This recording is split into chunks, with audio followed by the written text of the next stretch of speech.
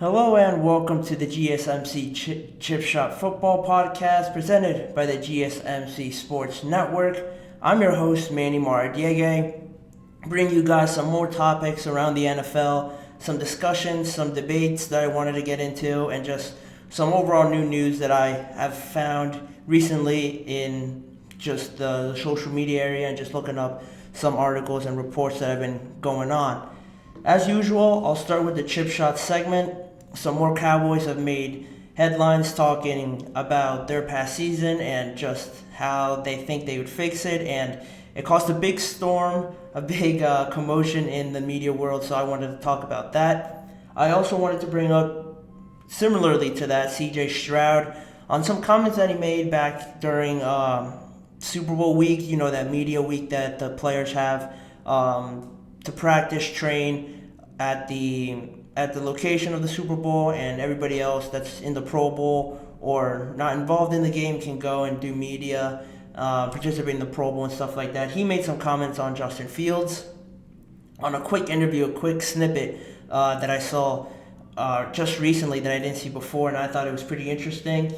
After that, we'll talk about the Vikings contract negotiations with Kirk Cousins and why recent reports have suggested that those negotiations could stall for a reason that I will talk about later on, and what to make of it and potentially justify that issue that is causing the stall between the contract negotiations. In the second half of the show, I'll talk about more free agency, this time focusing on the running backs and the running back market, what kind of contracts some of the top guys could potentially be looking at, and again, what it would mean for them, some kind of reaction to those contract negotiations and what the market kind of looks like for a Saquon Barkley, a Derrick Henry, Tony Pollard, guys like that, even Austin Eckler as well. And the last part of the show, I will be giving more of an open discussion of sorts, kind of like I like ending the shows with an open topic, discussing whether or not the Chicago Bears gave Justin Fields, in all honesty, a fair chance at being their quarterback. Basically, who's more at fault for this presumably inevitable fallout that we're going to see here in the offseason with the Bears picking number one.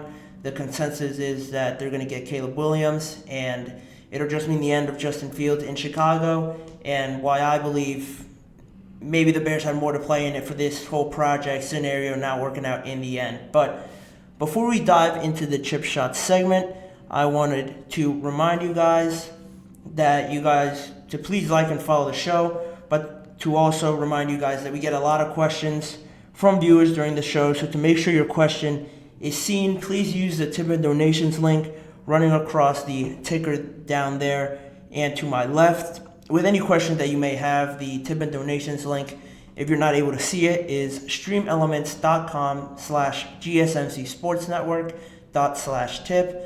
Again, the tip and donations link is streamelements.com/gsmcsportsnetwork./tip.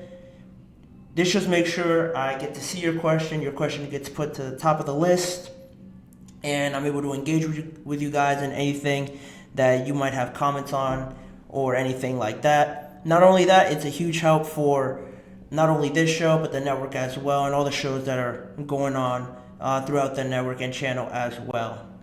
But with that being said, we can jump into the first segment, the Chip Shot segment. Jumping straight into it, it's Micah Parsons, and this time Demarcus Lawrence featuring in some comments made just a few days ago, or actually Demarcus Lawrence's comments made back from Super Bowl week, that media week like I mentioned, and Michael Parsons' reaction to what he said. So Demarcus Lawrence was on First Take with Shannon Sharpe and Stephen A. Smith, and basically Shannon Sharpe just asked him right off the bat, why do you think the Cowboys aren't here in this moment? Why aren't they getting ready to play a Super Bowl? And Demarcus Lawrence, his response was, the direct quote was, I think the main thing is we were burnt out. Long season, team dominantly healthy throughout the whole season. The legs get tired. And also, you got to give hats off to Green Bay. Seemed pretty harmless, right, in the moment for anybody that saw it live or just reacting to it from me reading it there, but it seemed to have picked up some whirlwind, some traction over a few weeks, because at the same time, just a few days after that, I believe, Micah Parsons was on the Stephen A. Smith show, and Stephen A. Smith asked him about those comments from Demarcus Lawrence and what he thought about it, and Micah Parsons' response to that was, "Don't get me wrong, yes, I agree the teams play us like the Super Bowl. We are the Dallas Cowboys, but in the end, that's not a good enough reason or excuse to say that publicly." And then he goes on to say, "Once that regular season ends and we get into the playoffs, you're supposed to get rejuvenated." And another quote that kind of connects to that, and just this whole topic of culture and the guys that they have in the locker room, Micah Parsons said, "And that's where I want to dive into the players that we got to change." Now, he didn't call out Demarcus Lawrence or anything directly and say that he was completely wrong in saying that. I'm not sure specifically how Stephen A. Directed the question at him, but he must have, if he didn't mention Demarcus Lawrence's name, he must have mentioned the idea of some players mentioning that they could be tired and trying to get Micah's response to that. And just, again, from my perspective, seeing that, talking about the Cowboys these last few days, and just comments that Micah has been making, at some point, it comes to a point where Micah, I get it that he's been on these shows. There's nothing else really to do. You're in the offseason, right at the start of the offseason. You're talking on these interviews, these shows, but at some point, because it's just fresh off the season, at some point, I think you'd have to get tired of it, because you always have people asking you about the Cowboys this, the locker room, always almost questioning the character from the Cowboys. And at some point, I just think Michael Parsons would get tired of that and having to answer the same question over and over again. And even some of the reactions to Micah's comments there were just from older guys that have played the game, former players that now you see in the media.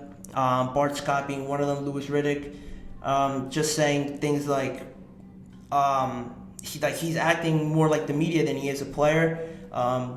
You understand that he is young, but they took it to a point where they were saying he's just gotta not shut up and play, but just quit all the media, quit everything, and just show it through his actions that he is really about this change, that he is bringing up good points, that he wants guys in the locker room that are committed, that are able to hone in on the playoffs and really absorb the moment, not run away from it. That's not a bad thing to do, but you can't say it publicly and almost out Demarcus Lawrence for responding to the way you did and the way he answered the question, directly saying that if you're tired, that's not a good enough reason.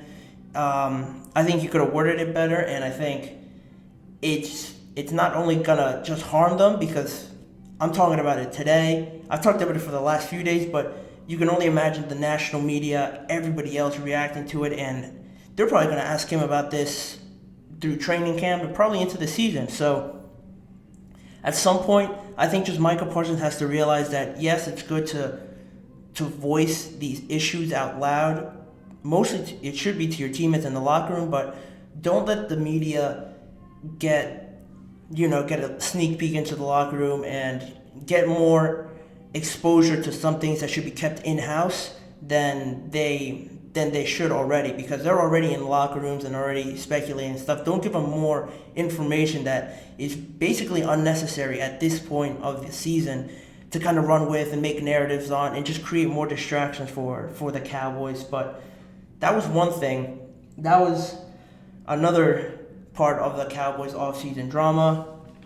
And the other thing I wanted to talk about on this segment was CJ Stroud. And again, another interview during Media Week of the Super Bowl. They asked CJ Stroud what he thinks about Justin Fields, what he's going to do this offseason with the Bears. Or the question was, what does he believe the Bears are going to do with the number one pick? And he asked, who's their quarterback? They said Justin Fields. And he said they should keep him. They should keep him if they're smart, but And then the reporter said, they're the Bears. CJ Stroud didn't say that, but the reporter kind of finished off the thought that he was saying when he meant they should keep him if they're smart, but and he didn't say the Bears, but it was implied, and I think that just speaks to not only how his peers feel about him, Justin Fields, but obviously CJ Stroud's been close to Justin Fields in that locker room there at Ohio State. They've got a close connection. CJ Stroud playing there after Justin Fields, and that quote in and itself shows me that he can't be the only player and only peer of Justin Fields or only person related to the NFL that feels this way about Justin Fields.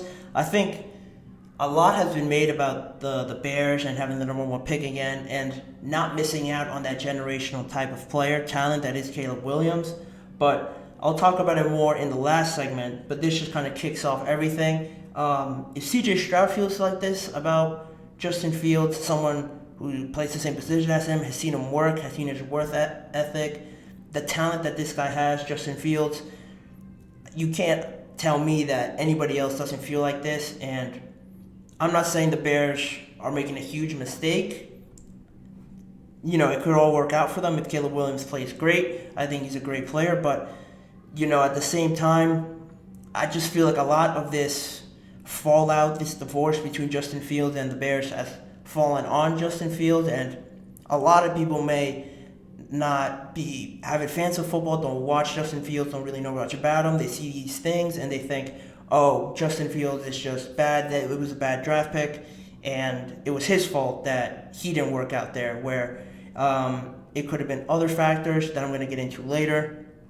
But yeah, at the same time, it's a delicate subject because other players feel some way about Justin. Justin feels a way about the Bears, and the Bears might have a decision made already. They might not, but this just adds more talking points. You get other players' perspectives, and I mentioned CJ Stroud's comments, but there must be other people out there that would vouch for Justin Fields in this scenario that a lot of people don't know what the Bears will do. The consensus is they might draft the quarterback, Caleb Williams, but it's just interesting to see other players come out and support Justin and not make it so like a foregone conclusion to everybody that this was just Justin's fault. And he's in my opinion, I think he still has more to give, but we will see if that's with the Bears or with someone else based on what the Bears will do with that. But that'll be it for the Chip Shot segment of the show. I will be going to a short break right now, and on the other side of the break, I will be talking about Kirk Cousins, his free agency status, and some reports suggesting that it might not be all fun and roses for Kirk Cousins and the Minnesota Vikings to renegotiate a contract based on certain factors that could alter that process. So don't go anywhere. On the other side of this break, I will bring you more topics around the NFL and Minnesota and Kirk Cousins.